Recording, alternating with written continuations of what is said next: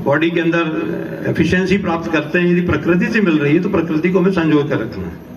इसके अलावा कोई चारा नहीं है। प्रकृति को संजो कर रखें, प्रकृति को पोषित करके रखें और कोशिश करें कि उसके संपर्क में रहें। ये लास्ट पार्ट भी बहुत इंपॉर्टेंट है। संपर्क, कांटेक्ट में रहना जरूरी है। घर में हमारे बहुत बड़ा बगीचा, हम कभी जाते नहीं वहां पर, हम तो अपने रूम में बैठे रहते हैं। तो उनका कहना है कि जंगल में जाएं, जंगल के में रहें, ज्यादा लंबे समय तक उसके कांटेक्ट में रहें, जंगल के पेड़ पौधों के, नदियों के कांटेक्ट में आए आप, आपको एनर्जी जरूर मिलेगी। तो आज से अपन ये प्रण करें कि कम से कम हफ्ते में 1-2 दिन प्रकृति के संपर्क में जाओ, देखें अपने को कितनी एनर्जी मिलती है। मैंने तो ट्राई करके देख लिया, मुझे तो मिल गया कि एनर्जी इतनी तो नहीं मिली जितनी इनके पास है, पर हमें तो एनर्जी प्राप्त हुई डेफिनेटली। यदि प्रकृति के कांटेक्ट में हम गए तो हमें डेफिनेटली एनर्जी मिली वहां। और ये मैं आपको दावे से कह सकता हूं, यदि हम लगातार प्रकृति के संपर्क में लगातार इस तरह से रहेंगे तो हमें एनर्जी भी प्राप्त होगी, हम स्वस्थ भी रहेंगे और हम लंबे समय तक भी जीवित रहेंगे। तीनों चीज इंपॉर्टेंट है। इस शोध का एक साइड प्रोडक्ट निकला, हर चीज के साइड प्रोडक्ट होते हैं, साइड इफेक्ट, साइड प्रोडक्ट। एक ये निकला कि नर्मदा जल का भी हमने विश्लेषण करवाया।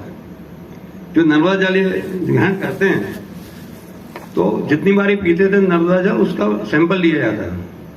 उस सैंपल को स्टडी किया गया, सैंपल को साइंटिफिक तरीके से स्टडी किया हमने। MP council of science and technology Bhopal को भी भेजा इसको।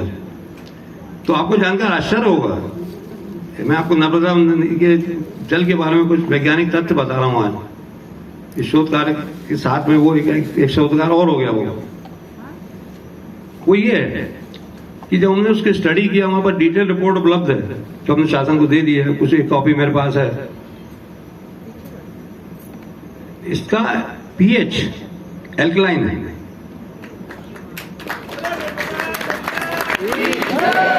7.4। इसका पीएच आया 7.4। और आप बड़े महंगे पानी खरीदते हैं बोतलों में, जिसको एल्कलाइन वाटर कहते हैं, जो कि बहुत महंगे दामों में मिलता है। एल्कलाइन वाटर आजकल फैशन बन गया है एल्कलाइन वाटर पीने का। तो एल्कलाइन वाटर आप काफी महंगे में खरीदते हैं। तो मेरा सुझाव है कि आप नर्मदा जल रेगुलर पीना चालू करें।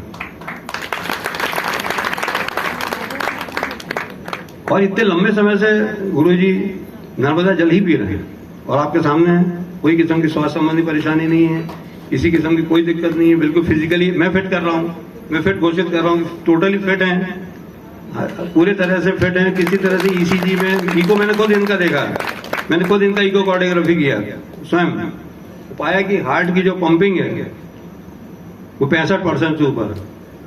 अब सोच लीजिए आप, 65% के ऊपर मतलब बिल्कुल नॉर्मल से भी ज्यादा फंक्शनिंग आ रही है।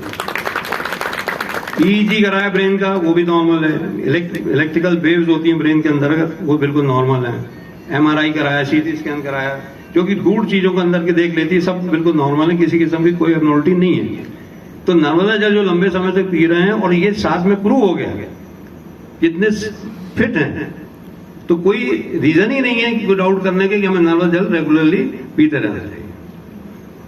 हाँ, ये बात जरूर है कि कहां से प्राप्त करें, ये भी बहुत महत्वपूर्ण है। ये भी एक पॉइंट है। मैंने पूछा आप लाते कहां से नर्मदा जल, क्योंकि किनारे तो आप सवाल ही नहीं उठता पीने का। किनारे वाला नर्मदा जल मैं आपको एडवोकेट अभी भी नहीं करूंगा कि आप किनारे वाला पानी पिए। ये लोग मिड स्ट्रीम से लेके आते हैं, मिड स्ट्रीम से खास जगहों से इसको लिया जाता है और उसको फिर उपयोग किया जाता है ताकि किसी किस्म का उसमें सही वो नहीं हो, मिश्रित इम्प्योरिटी ना हो। आखिरी बात, इस जल को किस तरह से इन तक पहुंचता है। सामान्यतः होते हुए नर्मदा नदी के जल है तो उसको बहुत ज्यादा प्योरीफाई किया गया होगा, बॉइल्ड किया गया होगा, उसको फिल्टर किया गया होगा। नहीं, उस जल को ना तो बॉइल किया गया, ना ही कोई आरओ फिल्टर में डाला, केवल नॉर्मल क्लोथ्स, जो सामान्य कपड़ा होता है छानने का, उससे छान लिया गया ताकि कोई पार्टिकुलर मैटर ना हो उसमें, क्योंकि वो तो अमरकंटक से निकलती है। रास्ते में हजारों पेड़ पौधे सब चीजें उसमें आती रहती हैं, तो सबके पार्टिकुलर मैटर यदि उसमें छान लिया जाए, उसमें कई ऐसी चीजें होंगी डेफिनेटली। तो रास्ते में इतने लाखों पेड़ पौधे हैं, लाखों वनस्पतियां हैं जो इसके संपर्क में आती होंगी। उनके संपर्क में आने से जल इतना पावरफुल हो चुका है कि उससे आपकी स्वास्थ्य की पूरी तरह से सुरक्षा हो सकती है।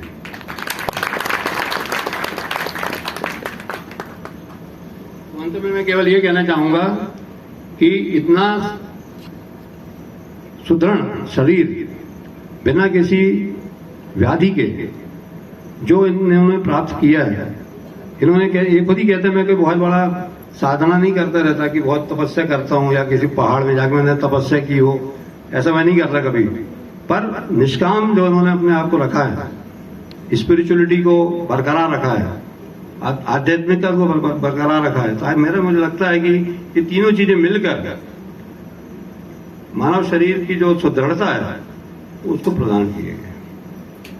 तो मैं अंत में मैं शिव कार्य के जो नेता होने के नाते ये केवल कहना चाहूंगा कि हम लोगों ने शोध कार्य किया है।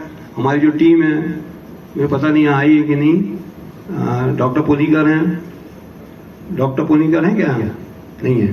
डॉक्टर पुनिकर हमारे मेडिसिन विभाग के हैं, डॉक्टर महोबिया डॉक्टर ये पैथोलॉजी विभाग के हैं, ये दो बहुत हमारे साथ के काम किया उन्होंने।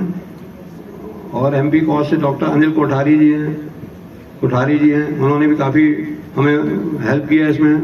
एमपी कॉस के जो और वैज्ञानिक हैं जो आए थे यहाँ पर, उन्होंने बहुत ज़्यादा श्रम करके हमें ये नर्मदा जल की जो मैंने आपको बताया, इसमें पूरी हमको हेल्प की।